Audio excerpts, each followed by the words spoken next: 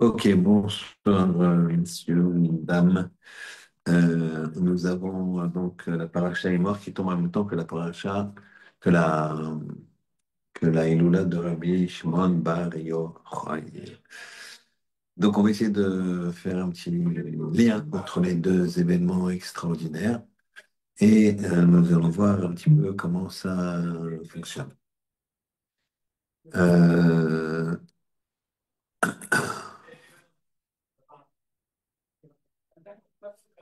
euh,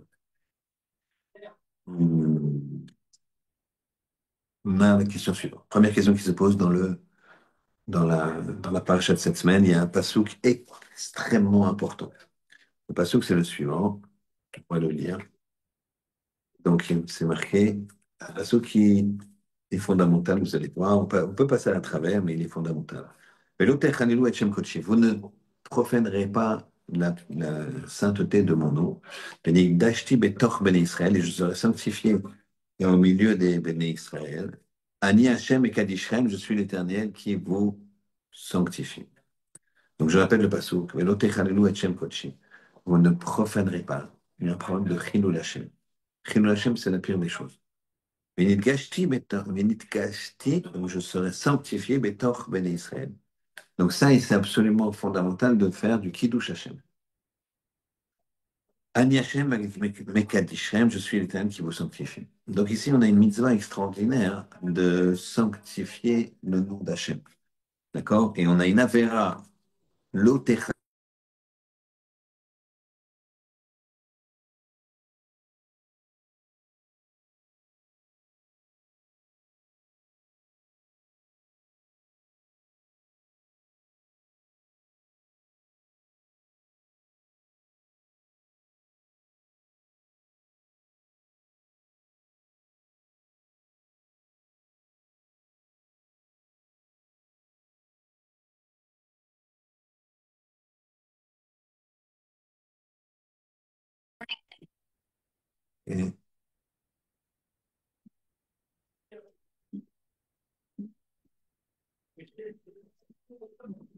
Yes.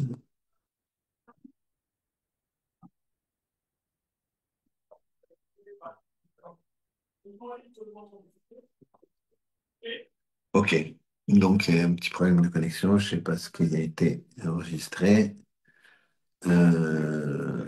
Donc, on était en train de dire que la grande avéra de faire Chilul Hashem. La personne qui fait Chilul Hashem, c'est une des pires des choses. On est en train de dire que quand une personne elle fait un Chilul Hashem, elle profane le nom de Dieu. Elle profane le nom de Dieu, c'est-à-dire qu'elle fait quelque chose en public. Et si jamais cette faute, publique, pas forcément, bon, c'est sûr qu'ici il y a 10 personnes, c'est un Chilul Hashem direct. Même une petite chose. D'accord, même une petite chose. Et ça, c'est des choses qui sont pardonnées qu'avec la mort. Ni la tchouba, ni Kippour. Il faut la tchouba, il faut Kippour, il faut nous des problèmes dans la vie. Mais quatrièmement, il faut. Quand il y a une solution, c'est c'est à Kippour, à la Neila, on peut faire tchouba à ce moment-là. On en avait parlé et on en reparlera. Mais c'est très, très dit. C'est une grande, grande, grande avéra. Par contre, faire Kiddush Hashem, c'est une grande, grande mitzvah. Très bien. Fort de ça, on va amener Pirkei Avot. Pirkei Avot, il dit la chose suivante. Hachem, il dit, ce qu'a créé Hachem, tout ce qu'a créé Hachem, il l'a fait, et là, birvodo, que pour son kavod. Tout ce qu'il a créé Hachem, c'est pour son kavod. Alors, c'est étonnant, parce que si tu fais quelque chose pour ton kavod, ça veut dire que c'est pas génial, quoi. C'est pas génial de faire quelque chose pour son kavod. Alors, comment ça se fait qu'Akadosh Baruch Hu, il fait les choses pour son kavod? Je comprends qu'il faut l'honorer, nous, mais qu'est-ce que ça veut dire? Hachem, il a besoin de kavod.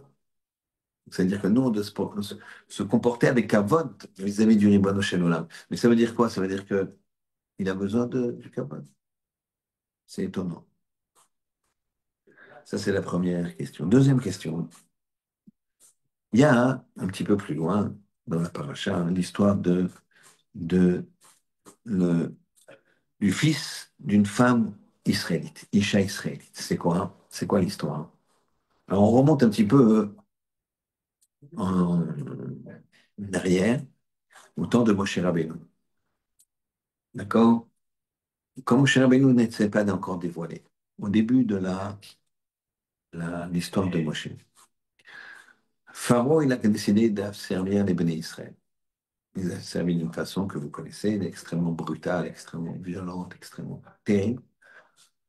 Et il y avait des responsables égyptiens qui étaient chargés d'aller chercher des Juifs dans leur maison et les sortir pour faire des travaux très difficiles. Il y avait une femme qui s'appelait Shlomi Bat Divri. Shlomit Bat Divri. Shalom, Shlomit Bat Divri, fille de la parole. Pourquoi elle s'appelle comme ça, Shlomit Bat Divri? Parce qu'en fait, elle disait shalom à tout le monde. Elle était comme ça, très avenante, on va dire. Et donc, Divri, elle parlait. Elle aimait parler. Et donc, ça a provoqué que quoi? Ça a provoqué que l'Égyptien qui venait chercher son mari, il a pensé qu'on lui ferait on lui ferait elle lui faisait des avances. Donc, qu'est-ce qu'il a fait? Un matin, très tôt, dans la nuit même, il est venu chercher le mari et il l'a amené à travailler. C'était commun qu'ils amenaient les gens à travailler la nuit sans répit. Et ensuite, il est revenu. Et Shlomit Bat Divri, elle dormait. Shlomit Bat Divri, elle dormait. Et, et il y a eu comment dirais-je, un quiproquo voulu par cet Égyptien Marchémo que la Shlomit a pensé que c'était son mari qui revenait. Donc, elle a été avec le geôlier, enfin, le soldat égyptien et pas le mari. Et le mari s'est rendu compte de ça, parce que quand il est revenu après, il lui a dit, comment ça se fait que tu es revenu à un moment? Il dit, mais je ne suis pas revenu. Alors, ça s'est su. Et donc, l'enfant, il était donc, c'est pour ça qu'on appelle cet enfant, qui est devenu grand, qui s'appelle donc Ben Isha Israélite. Le, le fils Ben Isha d'une femme israélite juive. Mais lui, le père n'était pas juif. Très bien. On connaît la provenance maintenant de ce gars, de cet homme. Alors lui, qu'est-ce qu'il a fait? Le passouk nous dit euh, il a profané justement le nom d'Hachem.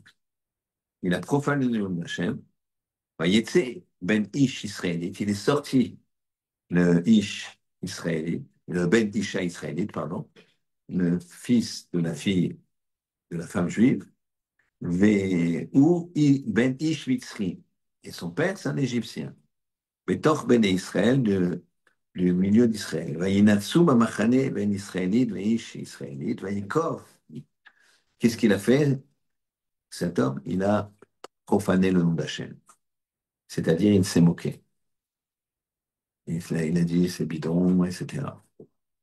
Comment il a pu arriver à profaner avec la sainteté qu'il y avait dans le camp d'Israël? Comment il est arrivé à profaner alors que quelques psukim avant, on voit que quoi? Que c'est tellement grave, l'ot echalelu et Shem Kodesh. Qu'est-ce qui va se passer d'ailleurs? Il va se passer que ils vont l'enfermer pour savoir qu'est-ce qu'on fait de lui. Qu'est-ce qu'on fait de lui? Et ils vont l'enfermer seul.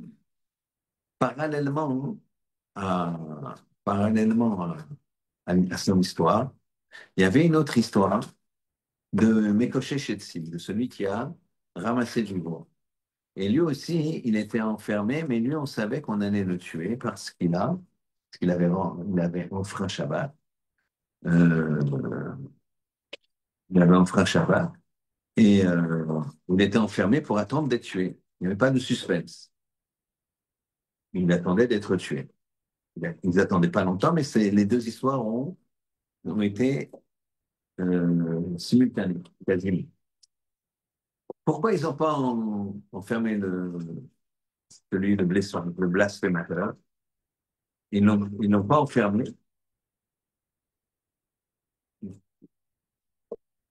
Ils n'ont pas enfermé pour, ils n'ont pas enfermé pour ne pas qu'il soit stressé, pour ne pas qu'il ait une très grande peur.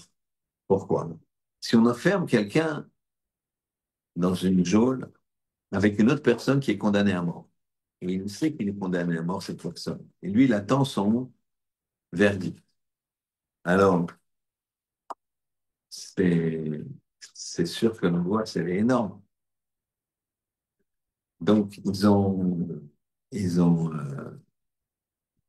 voulu faire en sorte qu'il ne soit pas à ce point stressé et l'ont fermé seul. Vous vous rendez compte la finesse du clan d'Israël, finesse d'un juif.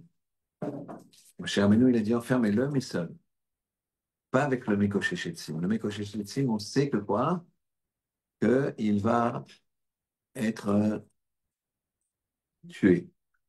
Donc, l'autre prisonnier, on ne, l'autre prisonnier, on ne veut pas qu'il soit angoissé.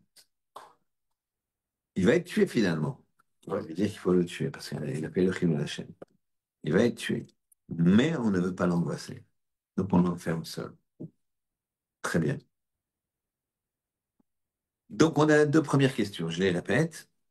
Première question, c'était l'Otechal et Shem Kochi, ne profanez pas. D'accord? Il faut sanctifier le nom d'Hachem. Et question, c'est Rav Shach qui la pose. Hachem, il a besoin de kavod, il a besoin d'honneur. D'accord? Surtout que dans le Pirkei Avot, il y a marqué que tout ce qu'a fait Hachem, c'est pour son kavod. Donc c'est très bizarre. Deuxième question, comment le Ben Isha israélite, comment cet homme-là, il a pu profaner? Il y avait une sainteté dans le cas Israël, il y avait justement la mise en garde de ne pas profaner et de faire Kiddush Hashem. Et qu'est-ce que qu'est-ce qu'il a fait? Il a profané. Il a dit ça vaut rien, etc., etc. La troisième question va venir, mais un petit peu après. On reviendra sur les deux premières questions. On va revenir, mais un petit peu après.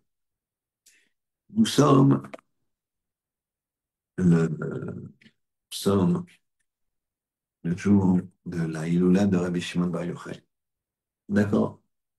Et donc, on va raconter un petit peu la Gemara là-bas, dans Shabbat, qui nous dit, qui nous parle de la fameuse histoire dans la grotte. La Gemara nous dit ce suivant. Il y avait un jour, Rabbi Yehuda, Rabbi Yossi, Rabbi Shimon Bar Yochai, qui étaient en train d'étudier au Beth Midrash. Et au moment où Rabbi Yossi, il a dit combien sont belles les œuvres de cette nation. Il voulait parler des Romains qui avaient fait des ponts, qui avaient fait des places. D'accord? Qu'est-ce qu'il a dit? Rabbi Yehuda, il a dit regardez comme c'est beau. Rabbi Shimon Bar Yochai, il a dit pas du tout, ils ont fait ça que pour eux. Ils ont fait des ponts pour les taxes. Ils ont fait des places pour des honnêtes, pour mettre des boîtes de nuit et des filles de mauvaises mœurs. Et ils ont fait des bains pour faire Vodazara. Ils se trempaient, ils mettaient des idoles dans les bains. Et euh, ils ont, ils ont fait ça que pour eux. Donc il a dénigré. Rabbi Shimon Bar Yochai, il a dénigré. Rabbi Yehuda, il a vanté. Et Rabbi Yossi, il s'est tué, il n'a pas participé. Il y avait un homme là-bas qui s'appelle Yehuda Ben Guri.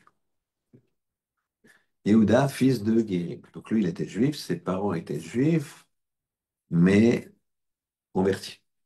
Très bien. Lui, il a rapporté ses paroles à ses parents. Il dit, voilà ce qui s'est passé. Il a raconté. Ses parents, eux, ils étaient des anciens goïs. Donc, ils ont parlé à leurs amis qui étaient goïs, qui étaient haut placés, c'était des gens de classe. À ces gens haut placés, ils ont parlé encore à d'autres gens haut placés, plus haut placés. C'est venu aux oreilles de César lui-même. César, il a dit, oh là, ça va pas, ça. Rabbi Yehuda, qui a dit que ce qu'on a fait, c'est bien, eh ben, il a fait un mida keneged mida, César, il a dit, puisque Rabbi Yehuda y allait, il a dit des choses bien sur nous. Alors, il dit, il est allé. Nous aussi, on va l'augmenter, le faire monter. Et donc, qu'est-ce qu'il a eu, Rabbi Yehuda? Il a eu le fait d'être le premier qui parle dans le clan d'Israël. Le premier à parler, c'est lui. Quand il y avait, c'est le porte-parole, si vous voulez. Il a été nommé porte-parole. Rabbi Yossi, il s'est tué alors qu'il soit exilé. Ils l'ont envoyé en exil à Tsipori, je crois. Et ensuite, Rabbi Shimon Bar Yochai, qui a dénigré qu'il soit immédiatement exécuté. Rabbi Shimon Bar Yochai, il entend le décret. Qu'est-ce qu'il fait? Il s'enfuit. Il va dans une choule, il va au Beth Midrash. Chaque jour, sa femme, discrètement, lui apportait du... Chaque jour, sa femme lui apportait discrètement du... de l'eau et du pain. Chaque jour, elle lui apportait de l'eau et du pain. À un moment, ça s'est durci.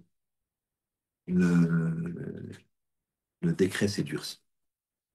Et Rabbi Shimon Bar Yochai, il a dit à son fils, tu sais, j'ai peur qu'il torture ta mère et qu'elle a craqué, dit, donc viens sans rien dire, on s'en va.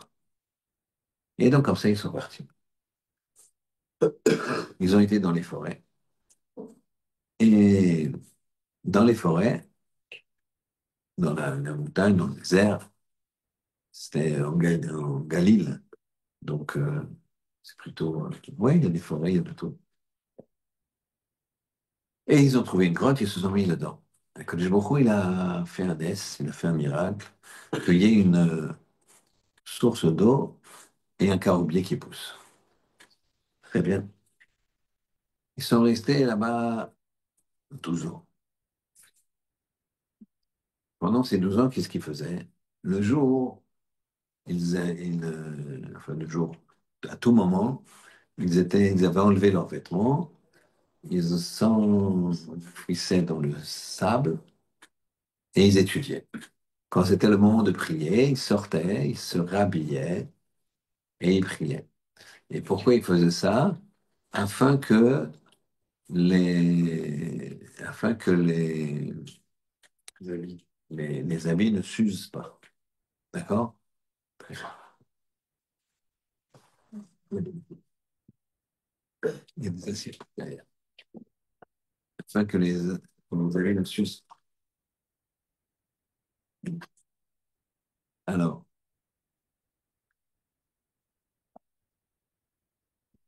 ils, euh,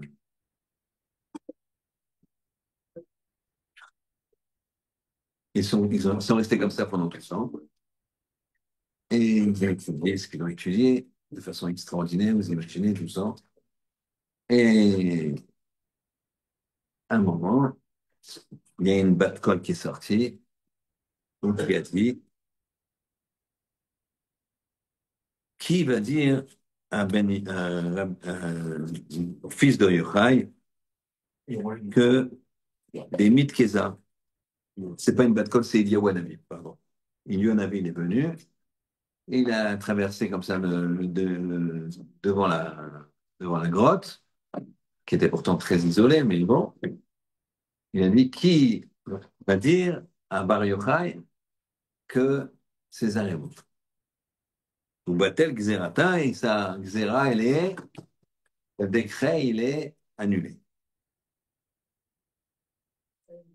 Ils sont sortis. Rabbi Shimon Bar Yochai et son fils, ils sont sortis. Rabbi Elazar. Ils ont vu des gens qui travaillaient la terre et ils ont commencé à les tuer.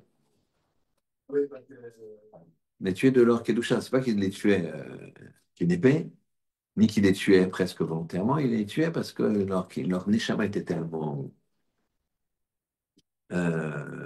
pur, leur neshama était tellement pur que la neshama de l'autre, voyant qu'elle est dans un corps tellement médiocre, qu'elle sortait du corps pour se coller à la neshama de Rabbi Shimon. C'est comme ça qu'on dit. Donc, et il brûlait beaucoup de choses, il les réparait rapide, mais c'était compliqué. Donc Hachem, il a dit, vous êtes venus sortis pour détruire mon monde, rentrez dans la grotte. Ils ont appris dans la grotte à s'apaiser et ne pas vouloir tuer celui qui s'occupe de Chaye Shah, une vie d'une minute ou de 120 ans, mais ça va vite. Chacun peut regarder, suivant l'âge qu'il a, que sa bar mitzvah, c'est déjà loin, même pour les très jeunes. D'accord? Donc la vie, elle passe vite, jusqu'à 120 ans, en bonne santé mentale et physique. Amen. Mais ça passe. Et donc, Rabbi Shimon Bar Yochai voyait ça et son fils, c'était pas possible de voir des gens comme ça qui travaillaient la terre. Qu'est-ce que vous perdez votre temps? Donc, ils sont revenus dans la grotte. Et on leur a expliqué, enfin, ils ont travaillé, ils ont compris qu'il fallait se contrôler. Au bout d'un an, ils sont ressortis. Pourquoi? Parce que le, le châtiment des Réchaïm, c'est pas plus d'un an. C'est pas plus qu'un an. Donc ils se sont dit, les Réchaïm dans le Guéhinam, ils ont plus qu'un an. On a vu dans la Gemara, à Rosh Hashanah, on verra ça aussi. Tant voulu, si tu veux, que Dieu nous prédit qu'il y a plusieurs types de personnes à Rosh Hashanah. Il y a finalement les gens qui sont des tzadikim gemorim, ils vont, c'est bien, tout va bien, ils sont dans la vie ou dans le Gan Eden. Il y a les gens qui sont Rechaïm, alors Bénonim. Bénonim, c'est juste. Alors eux, ils ont un petit séjour au Guéhinam. Alors ça peut être un petit séjour très court. Ils descendent, ils se brûlent, hop, ils remontent. D'accord? Comme quand tu mets le pied dans le vin et que t'as mis que de l'eau chaude et t'as pas fait attention qu'il y avait de la fumée qui monte, tu mets ça, t'as une grosse douleur, puis t'enlèves le pied, tu mets vite de la pommade et ça passe relativement vite. Et t'as ceux qui restent dans le bain parce qu'il y a une force qui les oblige à rester dans le bain et les deux pieds, puis tout le reste, quelques temps. Et ça ne dépasse pas 11 mois. C'est ça qu'on s'arrête à 11 mois, on ne fait plus Kaddish. Les gens s'arrêtent à 11 mois. Ashkenazim, on s'arrête à 11 mois pour les parents. On reprend juste le dernier jour, le 12e de l'année pile, quoi, le jour de l'année. Donc tous les 11 mois, on ne fait pas. C'est paradis, vous faites un break, certains d'une semaine, certains de 2 semaines, mais on ne fait jamais une année entière. Pourquoi? Parce que ceux qui font une année entière, c'est déjà le premier stade des Rechaïm. Les Réchaïm, eux, ils font une année entière. Après, ils peuvent remonter. Mais des fois, ils ne remontent pas, il y a encore plein d'autres choses. D'accord? Très bien. Donc, Rabbi Shimon Bar Yochai dit, mais les Réchaïm, il reste 12 mois. Bon, ça va, on peut sortir, quoi. Imaginez dans une grotte, tu vois pas le nom du jour, tu vois pas le... Bref, ils sortent, et là, Rabbi Elazar, il, il continue à, à brûler.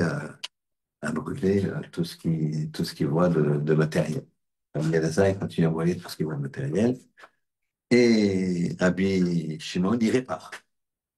Et il arrive à calmer son fils, Rabbi Elazar, Rabbi Shimon, Yochai arrive à calmer son fils, en disant quoi? En lui disant, tu sais, rien que toi et moi, ça suffit pour que le monde y tienne. Donc ne t'énerve pas sur les autres, c'est pas grave. C'est vrai qu'ils abîment, ça pourrait être mieux, mais ne t'énerve pas. Ils ont vu un homme qui courait. C'était Shabbat allait rentrer. Ils ont vu un homme qui courait avec deux bouquets de myrte dans la main, dans chaque main, un bouquet dans chaque main. Rabbi Shimon Bar Yochai, il lui a dit, pourquoi tu as ça? Il dit, pour le kavod de Shabbat. Il lui a dit, mais tu fais un seul bouquet, quoi. Pourquoi tu as deux bouquets? Il dit, un pour Zachor et un pour Shalom. Pardon. Un pour Zachor et un pour Shalom. Alors il lui a dit, Rabbi Shimon Bar Yochai, mais tu vois, comme c'est des gens simples, tu as vu comme ils chérissent les mitzvot. Donc tu comprends, il y a d'autres choses derrière. Même s'ils travaillent, ils ont une neshama, ils ont quelque chose. Donc, faut faire avec. Très bien. Rabbi Shimon Bar Yochai, il avait un beau-père qui s'appelait Rabbi Pinchas Ben Yair, qui était un très grand maître. Rabbi Pinchas Ben Yair, il a appris que Rabbi Shimon Bar Yochai, qui sortait de la grotte de 13 ans de Limoud, quasiment sans arrêt, il a été à son devant. Rabbi Shimon Bar Yochai a été directement dans un bain, dans les bains, vous savez, les bains publics, enfin, qui étaient à l'époque, il n'y avait que des bains publics. Pourquoi? Parce que, imaginez, 13 ans dans le sable, c'est un peu dur au niveau épiderme dermatologique. Donc, et Rabbi Pinchas Ben Yair, lui, il avait le dos. Son beau-père avait le dos. Et dans le dos, il n'y avait que des trous, plein de trous euh, saignants, quoi. Quand quelqu'un, imaginait, il est resté 13 ans dans le sable, avec l'humidité, avec le sel, donc il était tout. Et lui, en nettoyant le dos, en le lavant doucement, et ça lui a fait tellement de peine qu'il a pleuré. Les larmes, elles sont tombées sur le dos de Rabbi Shimon. Il a eu mal. C'est salé, les larmes. Et Rabbi Pinchas Ben Yair a dit, oi, oi, li, malheureusement, que j'ai, je t'ai vu dans cet état. Malheureusement que je t'ai vu dans cet état. Rabbi Shimon Bar Yochai lui dit, heureux sois-tu que tu m'as vu dans cet état. Car si tu ne m'avais pas vu dans cet état, tu n'aurais pas pu me voir dans cet état. Qu'est-ce qu'il est en train de lui dire? Je répète. Il a dit, heureux sois-tu de me voir dans cet état, c'est-à-dire avec le dos complètement purulent. Parce que si tu ne m'avais pas vu dans cet état de fatigue, si tu m'avais vu dans cet état de fatigue, tu ne m'aurais pas vu dans cet état de, grande, de grand niveau. Et la Gemara nous dit qu'au départ, euh, Rabbi Midras Ben Yair, il étudiait avec Rabbi Shimon Bar Yochai, avant, histoire des 13 années. Et quand Rabbi Shimon Bar Yochai était bloqué, il posait une question et il ne savait pas répondre. Rabbi Pinchas Ben Yair arrivait à lui donner 12 réponses. Pas qu'il lui donnait une. C'est-à-dire, imagine, la Chevruta. Il y en a un qui est bloqué et l'autre qui dit, attends, je vais t'expliquer, il donnait 12 réponses. D'accord. Euh, une fois, Zecher Tzadik Kadosh Livracha, Rav Rosenberg, ça, à son shiur, et je lui ai posé une question. Après le shiur, dans une Gemara, Brachot, Avzaïn, Amgalef, il y a marqué à un moment, il y a l'histoire avec Rabbi Ishmael Ben Yishe, et il appelle Hachem de quatre noms. Hachem, K, Yudke, Hachem, Yudke Vavke, Sebakot, Dieu des armées, et, et local, je crois. Ah non, à Katrikel. Katrikel, c'est un nom d'Hachem. Non. Pour appeler Hachem, il dit, j'ai vu à Katrikel, K, Hachem, c'est la côte. Je peux dire un seul des noms. Et je vais poser la question. Là, il m'a dit,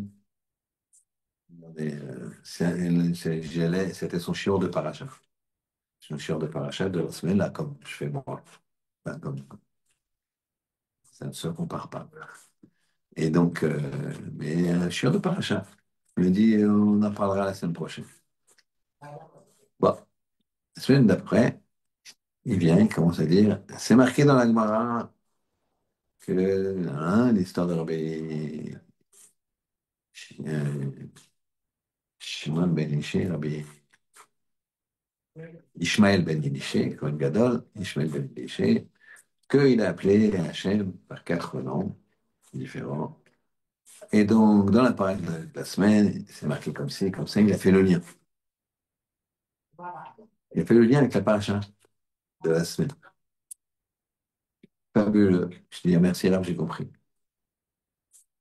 La semaine d'après, il est marqué dans la Gemara, le Brachot Zayin Amud Aleph, que Rabbi Shmuel ben Yushi, il a pris quatre noms d'Hachem, il a dit les quatre noms. Alors on va regarder le rapport avec le parachat de la semaine. Et il a refait le rapport. Il a fait pendant un mois, quatre parachats comme ça. À la quatrième, il m'a dit, ça va, ça vous va comme explication? Oui, hein, ça va. Il n'y a pas de souci, mais je ne demandais pas tant. Donc ça, c'est... Donc, je peux comprendre ce qui se passe ici parce que je l'ai vécu avec Rav Rosenberg Zatzal. Au début, enfin, moi j'ai jamais été, je peux comprendre ce que c'est que de donner plusieurs explications différentes sur la même chose. Donc au début, Rabbi Pinchas Ben Yair, quand Rabbi Shimon Bar Yochai était bloqué, il donnait 12 explications à Rabbi Shimon. Et maintenant, quand c'est Rabbi Pinchas Ben Yair qui était bloqué, Rabbi Shimon Bar Yochai, c'est lui qui lui donnait 24. Donc, si vous voulez, on est passé quelque part de -12 à +24. Pourquoi? Parce qu'il est resté dans la grotte. Très bien. Maintenant, Rabbi Shimon Bar Yochai, il est guéri. Voilà que maintenant, il y a un principe dans la vie qui s'appelle la karatato, la reconnaissance. Reconnaître le bien que autrui t'a fait. C'est très, très important. C'est le premier mot qu'on dit quand on se réveille. Modéane. Je reconnais, je remercie Hachem de me permettre de me réveiller le matin, le cœur qui bat, les yeux qui voient, les oreilles qui entendent, d'accord, en pleine forme, plus ou moins, d'accord, mais quelques minutes après, ça y est, on est en pleine forme. Baruch Hashem, alors qu'on s'est couché, on était des zombies, on se relève des guerriers, c'est magnifique, merci Hachem, Modé, Ani, Lefaner. Très bien. Rabbi Shimon Bar Yochai, il s'inspire de Yaakov. Yaakov, quand il a fait la guerre, la bagarre avec le sage, l'ange de Esav, ça s'est passé dans un endroit, il a été voir les gens, enfin, c'était dans la nature, mais ça dépendait on va dire, d'un département, ou d'une ville, quoi, d'un district. Il a été voir les gens de la ville, il leur a dit, je veux faire quelque chose pour vous, puisque j'ai profité en étant sur votre terrain. Vous imaginez? J'ai profité en étant sur votre terrain. Rabbi Shimon Bar Yochai, il fait la même chose. Il dit, moi j'étais dans une grotte, il se renseigne, la grotte elle appartient à quelle ville? Et on lui dit telle ville, il va à telle ville et il dit, je vais essayer de faire quelque chose, est-ce que je peux vous rendre service? Ils ont dit, toi tu es un grand maître, il y a un endroit qui nous embête beaucoup parce qu'on ne sait pas si... on sait qu'il y a eu des morts, mais on ne sait pas si c'est un cimetière ou si c'est un mort qui a eu une fois et on l'a enterré, on ne sait pas où, un ou deux morts. Lui, il dit, bon, je vais vous régler l'histoire. Et donc le problème, c'était quoi? C'était que les Kohanim ne pouvaient pas passer. Et donc il fallait faire un très grand détour pour aller à rentrer dans la ville. C'était à l'entrée de la ville. Il fallait rentrer par une autre sortie. Quand ils étaient Cohen, c'était très, très embêtant. Mais voilà qu'il va, toute une méthode là-bas. Il va vérifier, il va voir que les endroits où il y avait des morts, d'une certaine façon, il va regarder la terre, si elle est meuble, si elle est molle ou si elle est dure. Si elle est molle, ben, ça veut dire qu'il y a quelque chose dessous. Si elle est dure, ça veut dire qu'il n'y a rien dessous. Bon, il a un système. Voilà que il a dit, voilà, le mort, il est là. Les morts, ils sont là. Il y avait trois, quatre. Il a mis des petites pousses autour pour que ça repousse bien et que les gens voient bien. Quand, il a dessiné, si vous voulez, comme le carré de la tombe. Et voilà qu'il y a un autre Talmid Chacham qui était là-bas et qui lui dit, qui se moque, et qui lui dit, qui dit, Ben Yochai, il a cachérisé il a rendu pur un Beth Akbarot, un cimetière. C'est se moquer, quoi. Alors, Tier Ben Yochai Bet Akbarot. Il a purifié Ben Yochai un cimetière. Une façon de se moquer. Alors, il lui a dit comme ça. Il m'allait à Itaïman. Si seulement tu étais avec nous, bah, filo à Itaïman, nous, l'onimnet iman. Même si quand tu es avec nous, tu n'es pas compté avec nous. Ça veut dire que tu n'es pas avec nous. Et il a regardé la tombe, il a dit, Ve'ata lo imanu, toi, tu n'es pas avec nous, mais en fait, tu es avec nous. Qu'est-ce qui s'est passé? Il a regardé ce Talmid Chacham qui s'était moqué et il l'a tué avec les yeux. Et la personne qui était, le mort qui était enterré, il s'est levé et l'autre, il a pris la place. Donc, ils ont bien vu qu'il y avait vraiment. Il s'est levé, c'est-à-dire il a tué un, il a mis l'autre à la place. Et il s'est ressuscité. Et là, il y a quelque chose de un peu violent. Et Rabbi Shimon Bar Yochai, il lui a dit avant, hein, il lui a dit, il a dit, même les zonotes, même les filles de Besvi, mais Farkesot zo et zo, elles se font belles l'une et l'autre. Elles n'avaient pas les grandes glaces, etc. Donc, chacune maquillait l'autre. Pourtant, c'est des concurrentes. Il dit, lui, Rabbi Shimon Bar Yochai, il dit, même, ma philosonote, mais Farkesot zo et zo. Elles se maquillent chacune, parce que l'une, elle voit l'autre. L'autre, elle ne se voit pas. Donc elle dit, tiens, je te maquille comme ça, voilà, t'es très bien comme ça, tac, tac, tac, tac. Et vice-versa. Il dit. Donc ça veut dire que même malgré qu'il y ait une concurrence, il y a quand même une, une aide. Il y a quand même une solidarité, une aide. Et toi, t'as un mitzvah, mais tu viens comme ça humilier, profaner, parce que ça veut dire c'est un chilou. Il y a marqué Nathan Barinea, il a mis les yeux sur lui, Venach Nafshe. Il s'est nach nafshe. Sa vie s'est reposée. Attendez, c'est pas fini. Rabbi Shimon, il va dans le chouk. Pas l'énerver. Attention. Chazia le Yehuda ben Gerim. Il a vu le Yehuda ben Gerim. Celui qui avait rapporté les paroles à ses parents, que ses parents ils avaient rapporté, il l'a vu. Et il a dit la chose suivante. Adain yesh lazé baolam. Est-ce qu'il y a encore cette chose-là dans le monde? Nathan Bainav. Il a mis les yeux sur lui. Je lui ai dit, il ne faut pas l'énerver.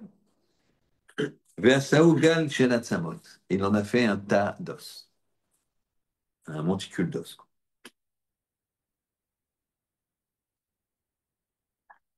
L'histoire est claire? Très bien. Alors, on va poser la question. Il en a tué un, il a marqué Nach Nafshe. Talmid Chacham Nach Nafshe. Il l'a tué, et l'expression pour dire qu'il l'a tué, Nach Nafshe. Il s'est reposé de la vie. Par contre, Yehuda Ben Guérim, pareil, les deux, il y a Nathan Bainav. Il a mis les yeux et Yehuda Ben Guérim, c'est Gal Shelat Samad, un Tados. Quelle différence? Première question. Deuxième question. Je comprends pas. Pourquoi? Je peux comprendre que Rabbi Shimon Bar Yochai, on va l'expliquer, il est dit au Talmid Chacham, tu mérites la mort. Parce que c'est un chilul Hashem, etc. Mais Yehuda Ben Guérim, qu'est-ce qu'il a dit? Qu'est-ce qu'il a fait?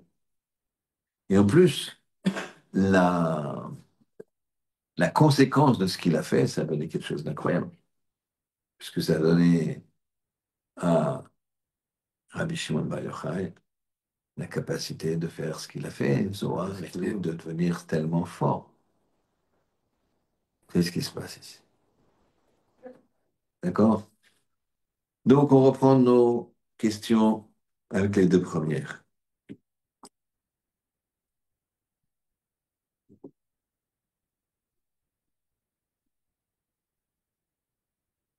Première question.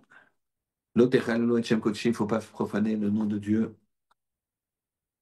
Très important, il faut faire Kiddush Hashem, des psukim entiers. Et il y a un Pirkei Avot qui nous dit tout ce qu'il a créé Hashem, c'est fait que pour son kavod. Il a besoin de kavod Hashem? Je comprends pas. Deuxième question. Comment le Ben Isha israélite, il a pu fauter alors que s'ils étaient tous à un niveau incroyable? Comment il a pu profaner le mot d'Hachem? Il a maudit. Troisième question. Comment ça se fait que le Talmud Chacham, on dit qu'il y a un Nach Nafshé, qui s'est reposé de la vie, et que Yehuda Ben Gerim, on a dit, égal, c'est le Latsamot. Et enfin, quatrième question. Comment se fait-il que Rabbi Shimon Bar Yochai, il en veuille à Yehuda Ben Gerim? Parce que Yehuda Ben Gerim, finalement, il a fait que parler, hein, messieurs. Voilà, il est sorti, il a dit, papa, maman, il y avait des grands maîtres, il y en a un qui a dit ça, l'autre qui a dit ça, l'autre qui a dit ça. Il n'a pas été dénoncé, il a parlé, quoi. Et les parents, après, ils ont parlé, et puis après, les autres, ils ont parlé. C'est venu aux oreilles de César. C'était pas une délation. Donc, pourquoi il mérite la mort?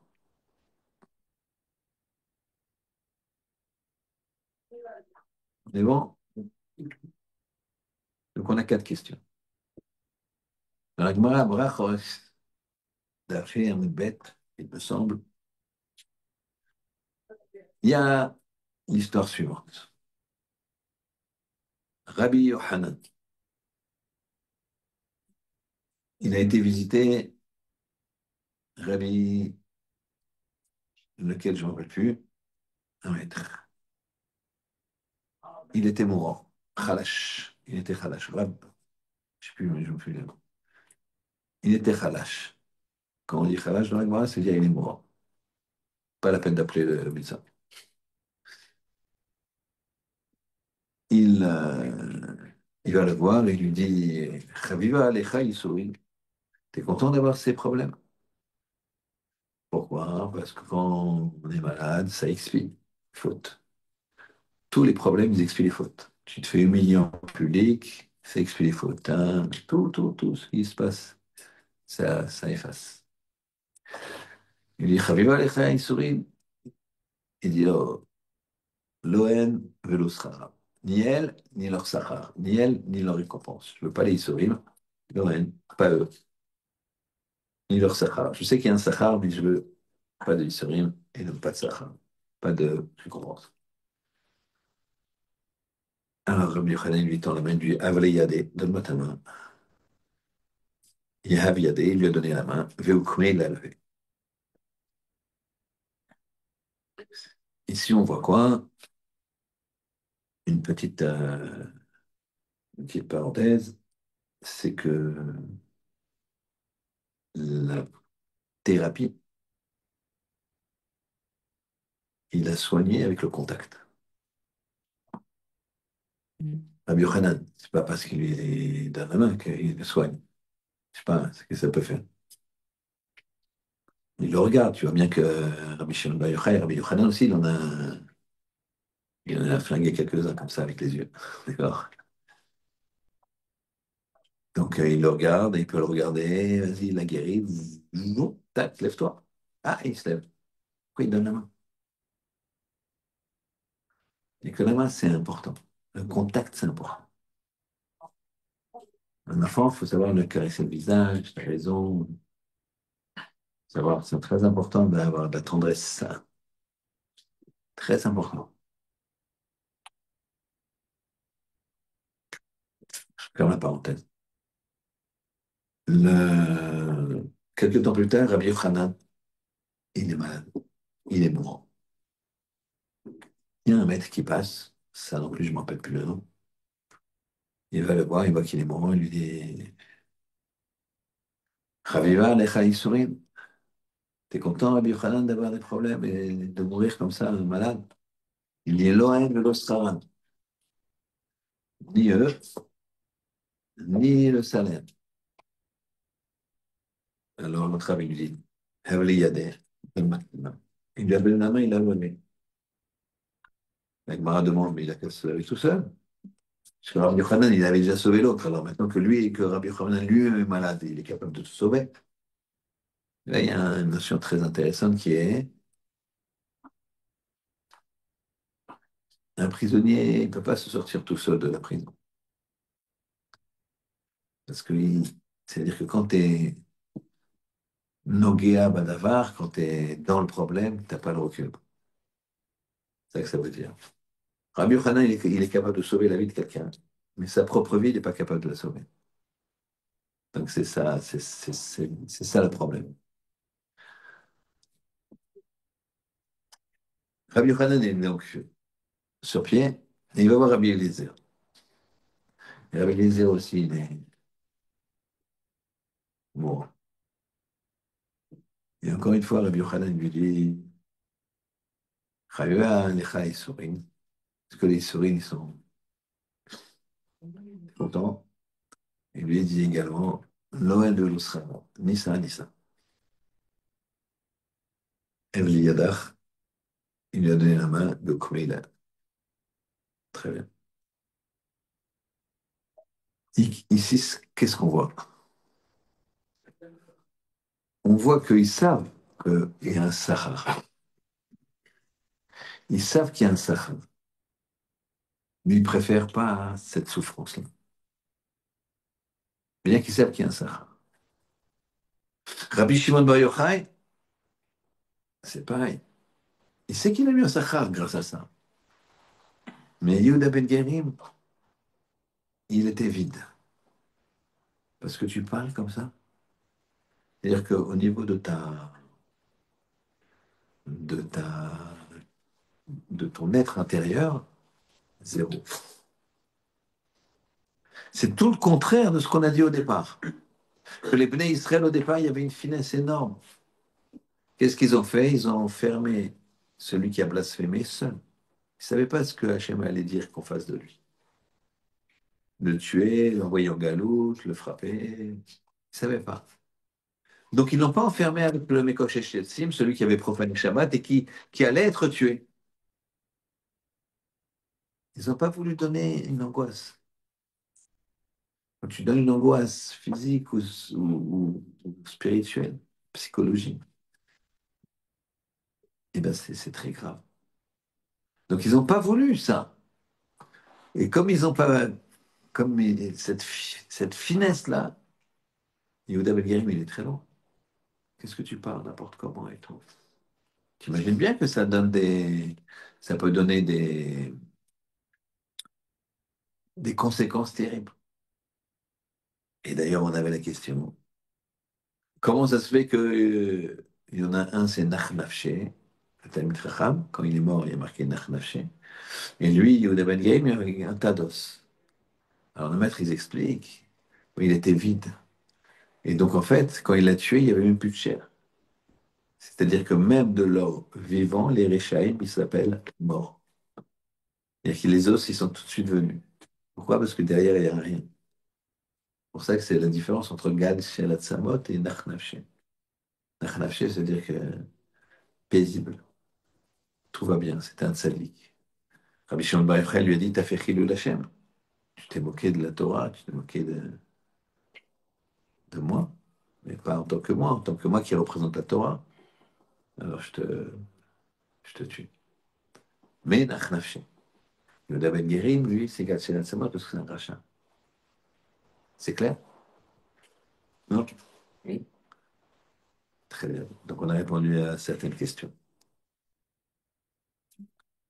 On a eu une question de savoir pourquoi le Ben Isha israélite il a pu profaner. Mais en vrai, c'est très, très, très important, et très, très actuel. Il y avait, il y avait, vous allez voir dans la paracha, il y avait les pains de proposition qu'on donnait à Kadosh Baruch Hu. On les donnait et quelques jours plus tard, on les reprenait. On les laissait entre 7 et 9 jours. J'ai vu 7 jours, j'ai vu 9 jours, peu importe. On ne les changeait pas tous les jours. Lui, il s'est moqué. C'est quoi ce Dieu-là qui, euh, qui ne demande pas qu'on ait un pain chaud tous les matins? Imagine un roi que tu lui sers un pain de 9 jours. Tu dois le servir, ça sort juste du four, tac, c'est juste à la bonne, un truc bien croustillant, un truc. Et là, lui, c'est 9 jours. Il s'est moqué, il a dit, c'est pas des lois très... Alors, ça, c'était une brèche. Et donc, cette brèche-là qu'il a fait qu'il a commencé à se moquer, alors ça a entraîné qu'il s'est encore plus moqué, jusqu'à se disputer avec quelqu'un et à ce moment-là, profaner le nom d'Hachem. Et qu'il faut faire très attention à Bretagne, que la Torah, on la prend à 100%. Tu comprends pas, tu comprends pas. Et t'appliques quand même. Il n'y a pas. Assez les Rav, tu dois avoir un Rav compétent, bien sûr. Et ce Rav-là, il te dit, bon, je pense qu'il faut que tu fasses comme ça. Je comprends pas très bien ce qu'il m'a dit, je fais, ça marche. Moi, j'ai eu un, un problème avec un élève qui m'avait posé, enfin, un monsieur qui m'avait posé un problème qu'il avait, un problème personnel très complexe comme ça. Et vraiment une question très moderne. Très moderne. Donc, c'était pas quelque chose de. Et je suis là, je regarde, je n'arrive pas à lui trouver une solution. C'était très complexe. Et voilà, j'ai la chance dans un collège où il y a Rav Seroula Shlita. Rav Seroula. Et je réfléchissais à son problème, mais en même temps, mes yeux se posent sur le Rav, puisqu'on est dans le même collège, mais à 4 mètres l'un de l'autre. Et je lui ai demandé. Je lui ai demandé, et puis il me donne une réponse, que Hachem lui me pardonne. Et je me dis, bon. Je réincite sur la question, il me redonne la même réponse. Mais mon fils, fais comme ça, dis-lui de faire comme ça. Bon, je... réponse, bon. Après, la prochaine fois que je vois j'ai revu cette personne, et je lui ai dit, bon, le rêve, il m'a dit de dire ça, il m'a dit de dire ça, je dis ça. Je... L'autre, il me regarde aussi avec des yeux comme ça. Et puis il me dit, bon, ok, je vais essayer. Et évidemment, vous imaginez la suite. Ça a marché, et encore mieux que tous les espoirs possibles et inimaginables. Bon, je ne suis pas toujours aussi discipliné, mais voilà, tu as des maîtres. Des fois, tu ne comprends pas du tout ce qu'ils veulent. Fais ce que tu as dit. Tu vois. Ça, il faut avoir le maître. Mais c'est pas, il a fait le contraire, lui. Ben Isha israélite. Ce, ce blasphémateur. Il s'est moqué. Mais non, mais regarde, réfléchis. Ça vient d'Hachem, ça vient d'Anne. C'est Moshe Rabbeinu qui dirige. Il n'y a pas, c'est pas, il y a pas de problème. Ah, il s'est moqué. Bah. Et dernière question. Et on s'arrêtera là. Hachem, il a besoin de kavod. Tout ce qu'a créé Hachem, c'est pour son kavod. Eh, Hachem, c'est son kavod, et moi, je ne dois pas être prétentieux. Dis-moi, franchement, si j'étais pas Ashkenaz,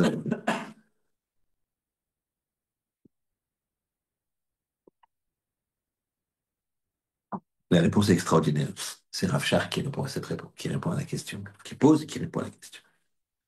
En fait, quand un homme il honore Hachem, le seul bénéficiaire, c'est l'homme lui-même. C'est l'homme qui va s'élever en prenant conscience qu'Hachem, il est tout. Là, c'est l'homme qui va s'élever. C'est pas Hachem. Je me dis, sache que tout, c'est pour mon kavod, hein. C'est-à-dire que ce que tu fais, faut que tu réfléchisses que faut, c'est mon kavod. Tout ce que j'écris, c'est mon kavod. Donc, si tu cherches ton kavod à toi, il y a un problème. Donc, tu veux de l'argent, d'accord, mais c'est pour mon kavod. C'est avec cet argent, tu vas te poser, tu vas étudier, puisque tu as gagné de l'argent, donc tu peux travailler 1 heure de moins, tu étudier 1 heure de plus, tu vas me donner bien la tzedaka, tu vas aider les gens, parce que c'est mon kavod. Mais moi, je cherche pas de kavod. Mais tout ce qui est créé dans le monde, c'est pour moi. Donc, il faut que tu me fasses kavod. Mais quand me fais kavod, tu fais ce qui est bon pour toi. Donc, en fait, c'est ça le principe. Le Hachem, il te dit, attention, hein, tout ce que j'ai créé, c'est pour mon kavod. C'est pas que j'ai créé un truc pour juste ton kiff. D'accord? Il y a quelques Tunisiens, donc je parle un peu. C'est pas pour ton kiff. C'est sûr que tu peux kiffer, c'est sûr que tu peux avoir du plaisir dans les mitzvot. Mais c'est pas ça le but. Le but, c'est mon kavod. Et c'est pour moi. Et comme ça, tu t'élèves. T'imagines quand tu as conscience que Shiviti Hashem Vitamine, je place Hashem tout le temps devant moi et que tout ce que je fais, c'est pour Hashem. Mais t'imagines, je, je, je rends honneur à Kadosh Baruch Hu dans tous mes. Donc je fais Kiddush Hashem. Et c'est ça le grand principe. C'est pour ça que quand quelqu'un fait Chilul Hashem, il est à l'opposé total de la création, à l'opposé total de ce qu'on veut de lui. Et attention, le Chilul Hashem, c'est quoi? Chilul Hashem, c'est même des petites choses, il faut faire attention. On dit qu'il ne faut pas avoir une attitude qui provoque le fait qu'on peut créer un Chilul Hashem. D'accord? C'est-à-dire, fais pas un footing au bois de Boulogne dans un endroit où tu, où il y a, c'est mal fréquenté. Pourquoi? Parce qu'évidemment, tu vas rien faire. Chas v'shalom. Mais les gens qui te voient, ils te disent, celui-là, d'accord? Je suis un footing. Ah non, fais attention à ça. D'accord? Fais attention à faire que tout soit interprété comme Kiddush Hashem. Et c'est ça le principe. L'otechanelo et Shem Kodesh. Ne profanez pas la sainteté de mon nom. D'accord? Venez kashti betor bene Israël. Et je serai sanctifié. Voilà, c'est ce qui est la vie d'un homme. Elle doit être orientée vers le Kiddush Hashem. Et quand c'est pas orienté vers le Kiddush Hashem, un homme, il sera pas heureux. Regardez, quand on était petit, même quand on est grand, que quand on fait plaisir à nos parents, on est content, non? T'arrives avec une bonne note, t'arrives avec quelque chose. Moi, je me rappelle quand j'étais petit, ma mère, elle aimait bien un certain gâteau. Alors, quand j'avais 10 ans, 11 ans, je sais pas, j'ai ramassé mon argent de poche et j'ai lui acheté un gâteau et je venais avec un beau paquet. Tu sais, à l'époque, j'avais des beaux paquets, machin. Et tu lui donnais un petit gâteau comme ça, un petit gâteau voilà, une personne, vous voyez ce que je veux dire. Et donc, et je m'étais heureux de ça. D'accord? Ben, de la même façon qu'un enfant, il est heureux parce qu'il fait plaisir à ses parents, parce qu'il a une bonne note, parce que il a fait un gâteau, il a fait quelque chose. Et ben, c'est la même chose pour vis-à-vis du Ribono Shel Olam. Qu'Hachem il fasse et la façon de comprendre comment faire Kiddush Hashem, de comprendre les tenants et les aboutissants, c'est d'étudier la Torah. Il n'y a rien à faire. Kiddush Hashem, le plus grand Kiddush Hashem, c'est de s'asseoir et d'étudier. Tu ouvres ta Gemara, tu fais Kiddush Hashem. Qu'Hachem il fasse qu'on puisse apprendre à faire Kiddush Hashem. Amen. Qu'Hachem il nous aide à ne pas nous mettre dans des situations où on aura du mal, où on sera, Dieu préserve, enclin à ne pas faire Kiddush Hashem, et que son nom puisse être glorifié dans l'univers dès, dès maintenant, avec la venue de Mashiach. Amen. Amen. Ça, c'est avec Marron.